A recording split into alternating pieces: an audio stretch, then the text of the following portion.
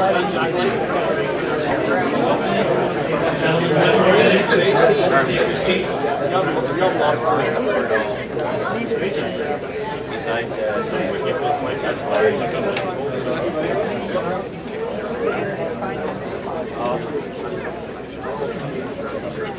girls candidate for mayor that he mentioned.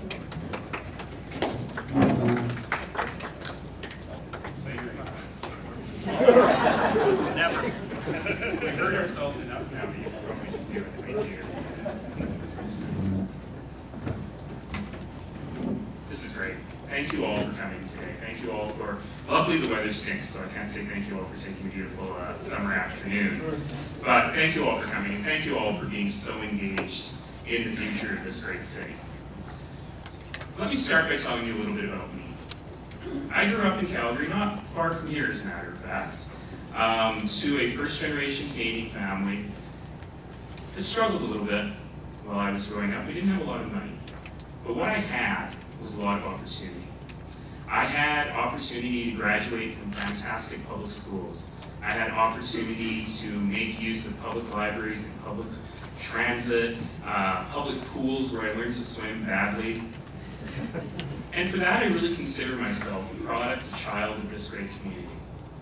And that's really the underpinning of everything that I do in the community today, is that every kid growing up in the city, whether in the Northeast or the Southwest, whether a newly arrived Canadian family or a fifth-generation Canadian family, needs that opportunity, needs that ability to be able to succeed.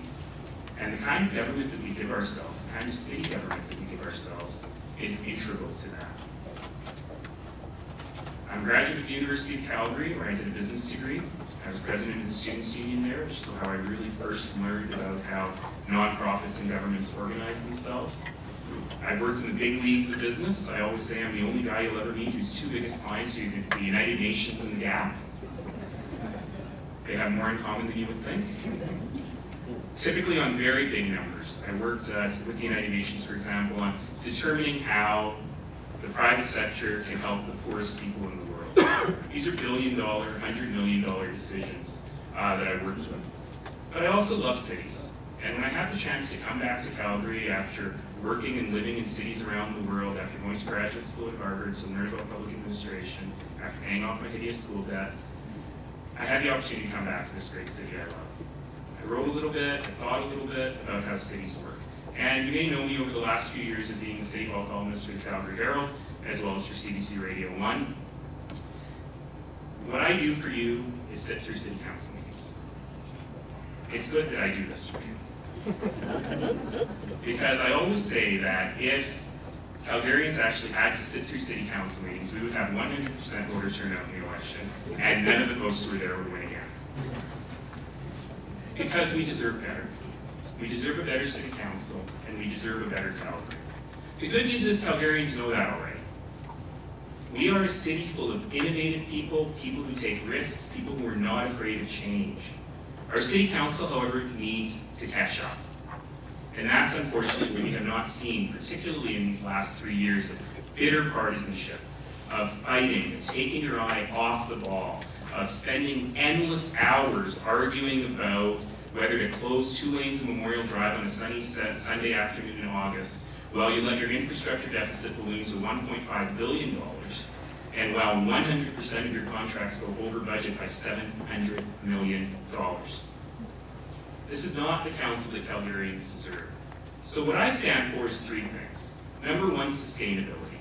We need to build a city that is socially, environmentally, and economically sustainable. Not a city where every new house costs us more money than we ever get back in taxes. Number 2, Calgary needs to be the best place in Canada to start and grow your business.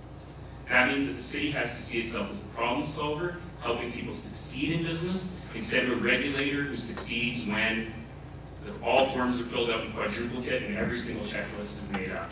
And unfortunately, that's how they see themselves now. The other thing we really, really know about what attracts great talent to a city and helps business succeed is what I call the urban fabric, or the vibrancy of the city. That means that investments in things like arts, culture, parks, recreation, sports, aren't good just in and of themselves. They're good for hard-nosed business reasons, because they are the things that help us succeed. And my third and final theme is we have to fix city council. The good news is we know how to do that. Governments around the world have reformed their bureaucracy. They've delivered better services at lower costs. It means better budgeting, much better and more independent auditing. It means a city council that knows how to ask the right questions. And that's what I offer you today. The ability for all of us to work together to help our city council achieve that better Calgary that we so want. That Calgary where we have communities, where people can walk through safely, where kids can walk to school, where you can walk to the corner store, where that second family car becomes your choice, not an absolute necessity. Ladies and gentlemen, I hope that you'll join me in helping us build that better Calgary.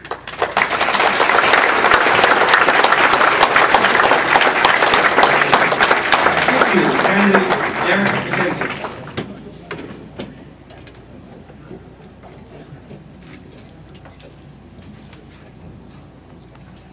Pretty good. That's going to be tough to follow.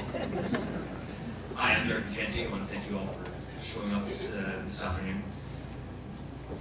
People ask me why do I want to be mayor of the city? I've never run for council. I've never belonged to a political party. I did join this past year, but I have no experience doing this. What makes me think that I can handle this job? Well, I think this past 3 years shows that just about anyone can do this job. I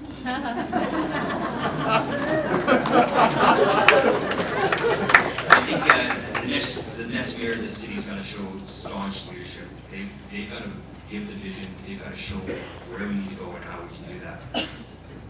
I think this past council is going to address the accountability and transparency issue. I think the last gentleman commented about the $700 billion overrun. That's a serious oversight. How does that even happen? I know as having a budget of my own household, it bothers me that where there's budget overruns like that. How does that happen in the city? I'm concerned when it happens in my house. You should be concerned about it when it happens to your house. This in the city is your house. I think we need to keep the city moving. The number one issue is getting people around the city, getting people to work, encouraging people to come out to come to the city for business. One way to get that, to keep the city moving, is to address the airport tunnel. As the third largest airport in the city, or sorry, in the country, we need to continue being that international spot, that international destination for people. We need to encourage businesses to come here. If we don't have transportation, mass transportation from the airport into the downtown core, people are not wanting to come down here. People don't want more roads. Last platform I'm standing for is planned development. Now, I've taken a little bit of heat from friends and colleagues about this and what that means. This is not to suggest that we should not build new communities, that we should not grow out, but we need to start densifying this city. We have one of the largest urban footprints in the country. There's no reason for that. When we build more infrastructure, when we build new communities, those communities need more infrastructure. They need more roads, more waterworks, more electricity. That costs money to do that, and that's your tax dollars that are going up to make that happen. We need to start looking and developing and working on densification of the current neighborhoods that we have. To get people through those neighborhoods, again, we need to come back to a more effective and more efficient transportation system. And of course, back to tie it all up, we address this through fiscal responsibility. Again, your house, you take in so much money and you spend so much money. You have to have a little bit in there to plan for the future as well. You can't just willy-nilly spend money like it's an endless bucket. So this means you have to live within the budget. And as I'm not an economist, I'm just a common sense household kind of guy. We need to be aware of this stuff. We need to get people in. We need to get the experts that understand economics and that address their concerns. I know this organization has got some great ideas in there, and they suggest such things as moving away from a 3-year budget process, or a 3-year budget cycle. I think a 1 or 2 years is certainly a great idea. When you're doing your own household, you plan for the future. You do have something that adjusts every year.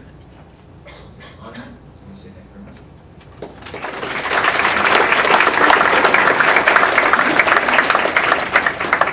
Just so you know, you can't go wrong, candidates, by quoting the Calgary Leadership Forum's policy papers, and there are many, so please visit our website, calgaryleadershipforum.com.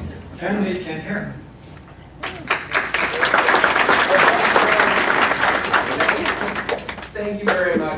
Brian and the Calgary Leadership Forum for putting this event on, but more importantly, I thank all of you for coming out and supporting democracy and caring about your community and its further direction. But before I get into telling you about some of the issues I stand for, I'd like to talk a little bit about myself. On December 16, 1969, I was born right here in the Holy Cross Hospital in Calgary.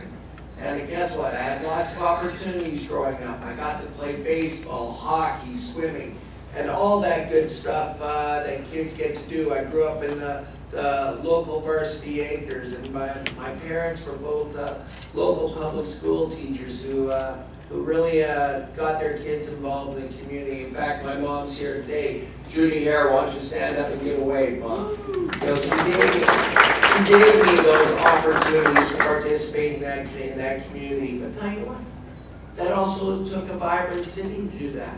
I don't have rinks, and I needed ball fields to play in. I needed swimming pools.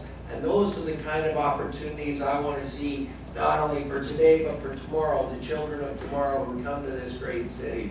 Graduated in 1987 from Sir Winston Churchill, was talented enough to go play a few years of junior hockey. The last year I played for the Alberta Junior Hockey League Calgary Canucks, and we were fortunate enough to win the championship that year. Can anyone hear Bruce Springsteen, Glory Days in the background?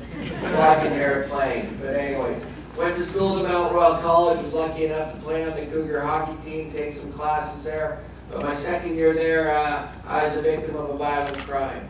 A drive-by shooting occurred. We didn't know the gentleman who did it, but nevertheless, a gun came out and a bullet was lodged into my spine. The next day, my life changed. But guess what? I rebuilt my life. I went back to school, eventually got a Canadian Studies degree, eventually got a law degree, was honored and privileged to practice law for 7 years at the national firm of Fraser Milner Casgrain. About 3 years ago, I became the MLA for Calgary Buffalo, and it's been an honor and a privilege to represent that community up in the provincial legislature, fighting for things like public health care and public education, and it really has been an honor. But all that and $1.64 will get you a cup of coffee at Tim Hortons. So what am I going to talk about today as becoming your next mayor? I tell you what, in my view, the real issue to be discussed is public accountability and public trust. And I am leading by example on that issue. How many people believe that money and power influence things down at City Hall? I tell you what, right now I'm putting all my donors, anyone who donates to my campaign, it's going on my website. You can see who is donating to my campaign. Second thing I'm going to do, and I actually encourage